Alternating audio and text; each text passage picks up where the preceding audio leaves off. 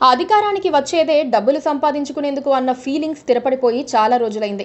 విపక్షంలో ఉన్నప్పుడు చేసిన ఖర్చు అనా పైసలతో సహా రాబట్టుకొని కొత్తగా వందల కోట్లు సంపాదించాలన్న తపన ఎమ్మెల్యేల్లో ఉంటుంది.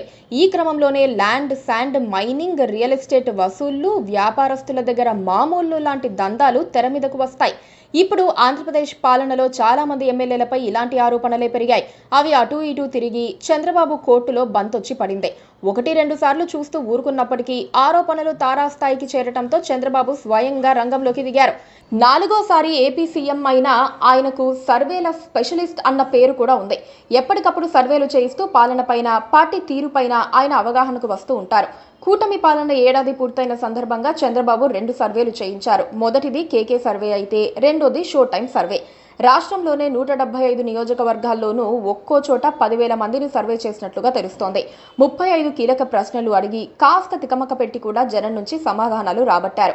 త్వరలో చంద్రబాబుకు 2 సర్వే సంస్థలు తమ నివేదికలను అందించడంతో పాటు అందులోని ముఖ్యాంశాలను వివరించనున్నారు. చంద్రబాబు సింగపూర్ టూర్ తర్వాత సర్వే సంస్థలతో సమావేశం అవుతారని తెలుస్తోంది. సర్వే రిపోర్టుల ఆధారంగానే ఫాలో అప్ ఉంటుందని టీడీపీ వర్గాలు అంటున్నాయి. అయితే సర్వేలకు సంబంధించిన కొన్ని ముఖ్యాంశాలు ఇప్పటికే చంద్రబాబు దృష్టికి వెళ్లాయి. గత సర్వే తర్వాత కొందరు ఎమ్మెల్యేల పనితీరు మెరుగుపడినప్పటికీ 50% మంది టీడీపీ ఎమ్మెల్యేలు ఇంకా పాత పద్ధతుల్లోనే దందాలు సాగిస్తున్నారని చంద్రబాబు దృష్టికి చేరింది.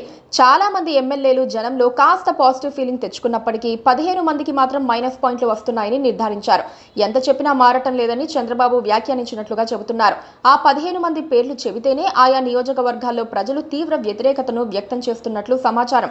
చంద్రబాబు వాళ్లను తీసుకొచ్చి తమ నెత్తిన పెట్టారని జనం విసుక్కుంటున్నారట. అందులో సగం మందికి పైగా సీనియర్ ఎమ్మెల్యేలు ఉండటం విశేషం.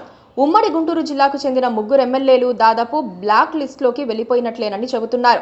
అందులో 2 పల్నాడు జిల్లాలోనే ఉన్నారు. కొంతమంది ఎమ్మెల్యేలు తమ నియోజకవర్గాల్లో జనాన్ని దగ్గరకు కూడా రానివ్వటం లేదన్న అసంతృప్తి ఓటర్లలో ఉంది. ఆ 15 మందిలో రాయలసీమ జిల్లాలకు చెందిన వాళ్ళు 6 ఉన్నట్లుగా లెక్కలొస్తున్నాయి. అందులోనూ 3 ఉమ్మడి అనంతపురానికి చెందిన వారని తేలిపోయింది. అందుకే ఆ 15 మందిలో ఒక్కొక్కరిని విడిగా పిలిపించి మాట్లాడేందుకు చంద్రబాబు నిర్ణయించారని సమాచారం. దీనిపై పార్టీ కేంద్ర కార్యాలయం ఏర్పాట్లు చేయబోతోంది.